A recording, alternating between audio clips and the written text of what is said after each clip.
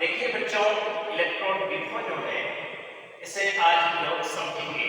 देखिए इलेक्ट्रॉन विभव जो है जब किसी धातु की छड़ जब किसी धातु की छड़ उसके किसी लवण के विलयन में डुबोई जाती है तो धातु की छड़ विलयन के सापेक्ष धनावेशित या ऋणावेशित हो जाती है, जिसके परिणाम स्वरूप विलयन के मध्य विभवांतर स्थापित हो जाता है।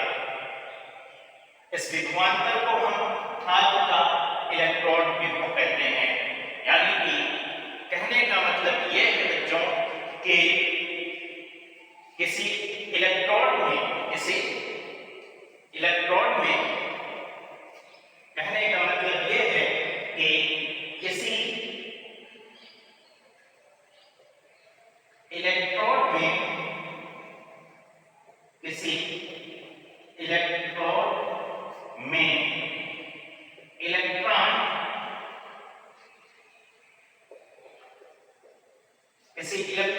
इलेक्ट्रॉन ग्रहण करना या त्यागना, किसी इलेक्ट्रॉन में इलेक्ट्रॉन का ग्रहण करना या त्यागने की जो प्रवृत्ति है ये इलेक्ट्रोड कहलाती है। किसी इलेक्ट्रोड में इलेक्ट्रॉन ग्रहण करने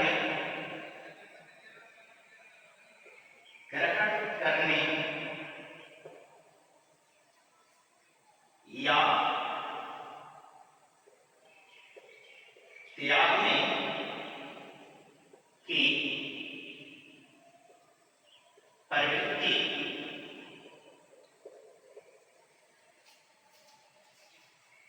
इलेक्ट्रोड कहलाती है।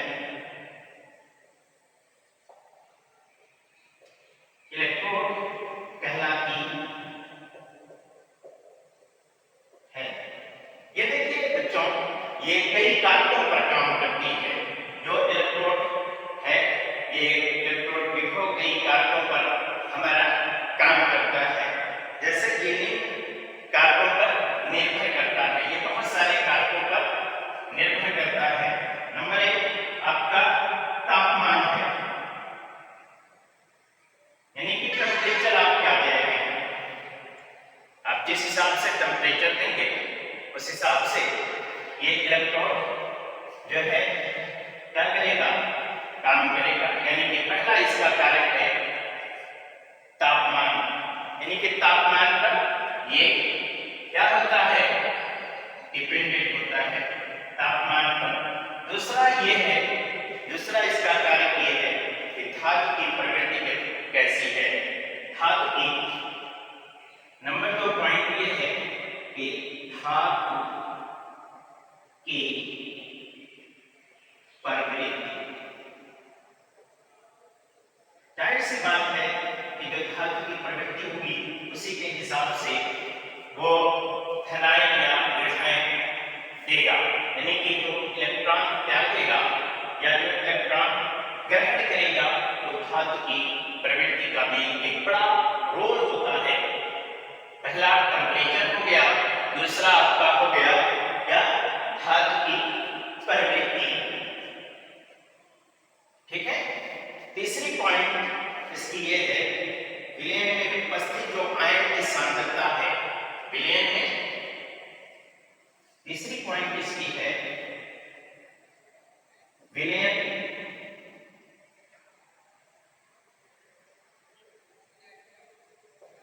में उपस्थित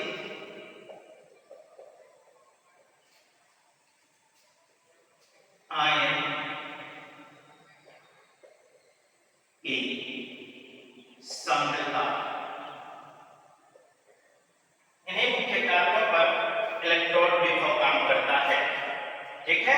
तो इलेक्ट्रॉन विभव क्या है, जब किसी धातु की छड़ उसके लवण के विलयन में डुबोई जाती है तो धातु की छड़ विलयन के सापेक्ष धनावेशित या ऋणावेशित हो जाती है, जिसके परिणाम स्वरूप विलयन के मध्य विभवांतर स्थापित हो जाता है। इस विभवांतर को धातु का इलेक्ट्रॉन विभव कहते हैं।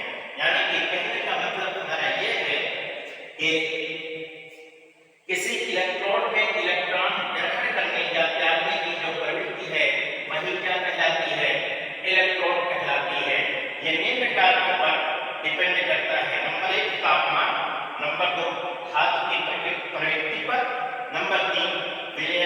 में उपस्थित आयन की सांद्रता पर।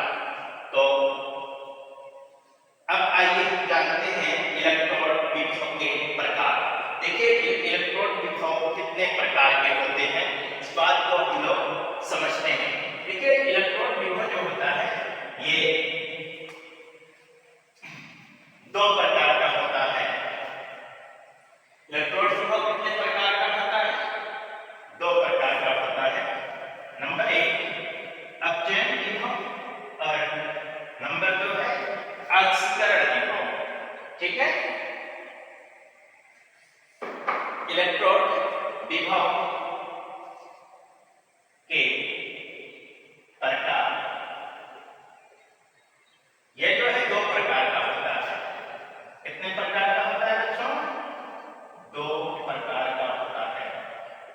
यह दो प्रकार का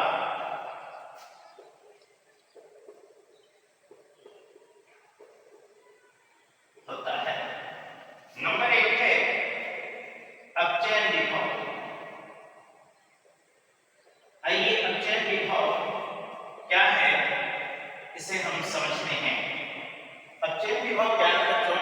जरा सा इसे समझते हैं कि अपचयन विभव क्या है। देखिए यह इलेक्ट्रोड में इलेक्ट्रॉन को ग्रहण करने की प्रवृत्ति होती है। यह इलेक्ट्रोड में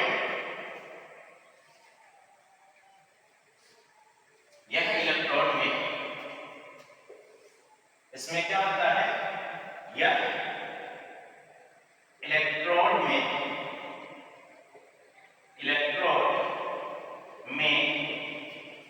इलेक्ट्रॉन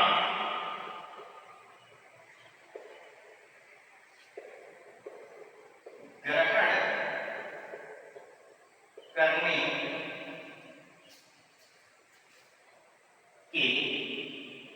प्रवृत्ति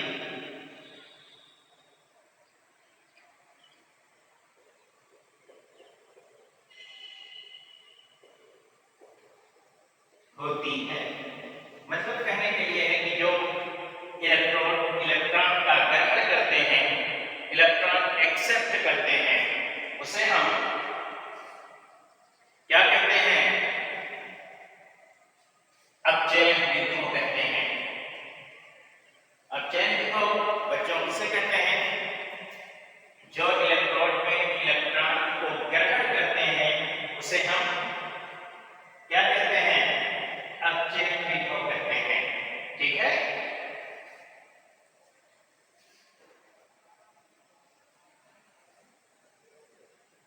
जैसे मिसाल के तौर पर आपका कॉपर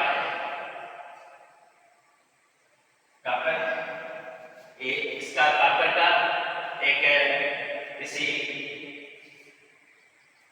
कॉपर को किसी जो है धातु के साथ हम जो है क्या किया है, हमने क्या किया, उसको जो है किसी लेवल में जब डुबोएगी उसकी क्षण कॉपर की क्षण, तो कॉपर जो है यदि क्या कर रहा है, दो इलेक्ट्रॉन ग्रहण कर रहा है, दो इलेक्ट्रॉन यदि ग्रहण कर रहा है तो दो इलेक्ट्रॉन इसके ग्रहण करने की जो प्रवृत्ति है, यानी ये जो कॉपर एक्वस फॉर्म में है, किस फॉर्म में है?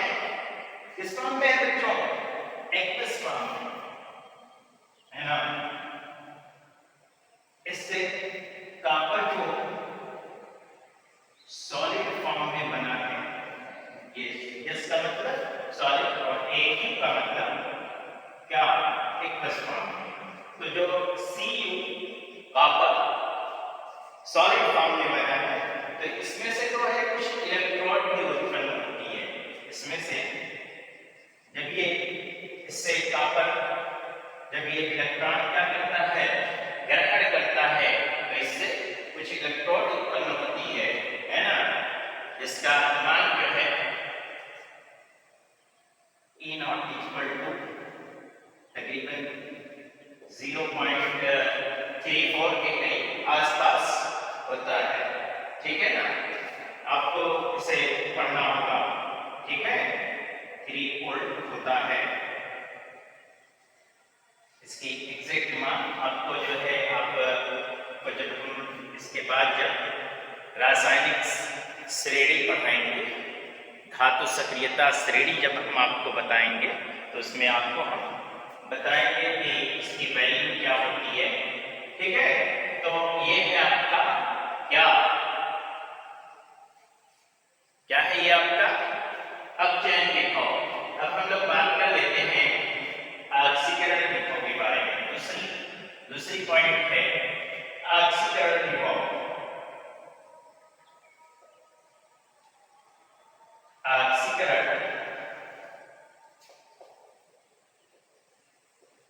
विभव, देखिए ऑक्सीकरण विभव जो है,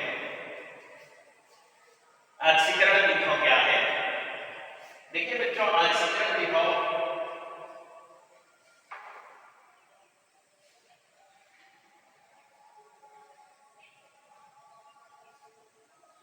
ऑक्सीकरण विभव ठीक इसका उल्टा होता है अपचयन विभव का, है ना। अपचयन विभव का ये ठीक उल्टा होता है।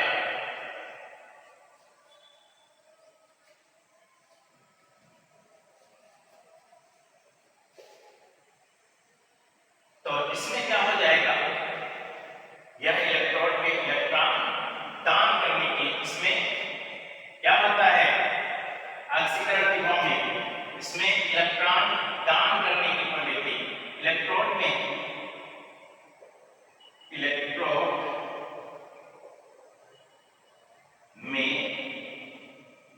इलेक्ट्रॉन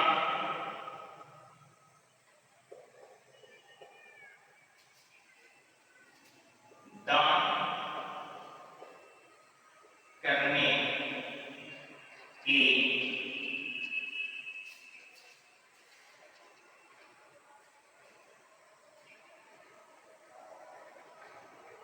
प्रवृत्ति को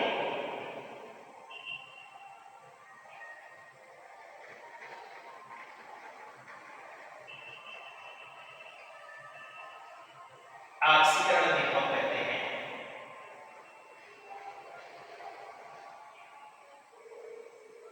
ऑक्सीकरण विभव कहते हैं। ठीक है, यानी कि इसमें जो होता है, यदि कॉपर है सॉलिड फॉर्म में है, कॉपर ये सॉलिड फॉर्म में है, जब हम इसकी का रिएक्शन कराएंगे तो ये जो है दो इलेक्ट्रॉन क्या करता है, दान करता है। यहां देखो एक्सेप्ट कर रहा था, ये दो इलेक्ट्रॉन की कमी थी इसके पास और ये दो इलेक्ट्रॉन लेकर के कॉपर सॉलिड बनाया था, लेकिन यहां पर कॉपर जो सॉलिड है ये दो इलेक्ट्रॉन दान देगा, है ना, दान देता है इसमें। ठीक है, बात को समझिएगा। कॉपर प्लस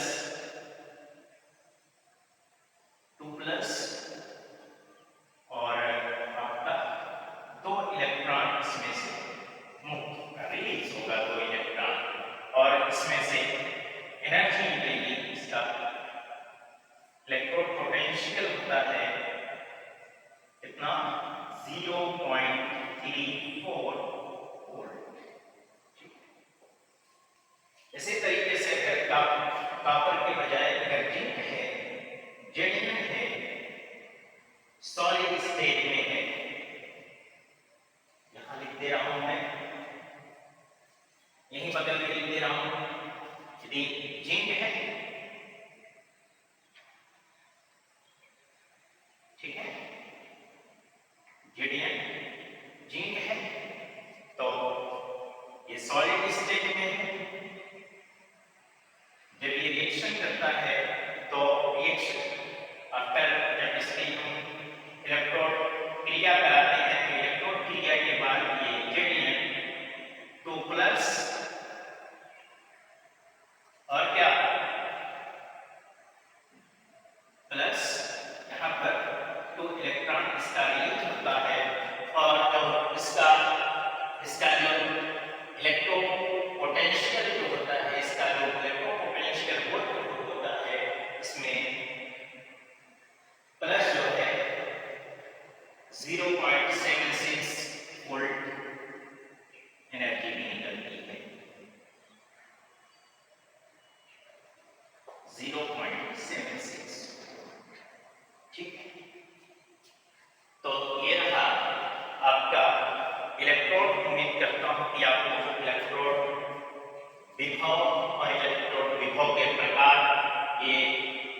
अच्छे से समझ में आ गया होगा बच्चों। अब हम लोग नेक्स्ट क्लास में बात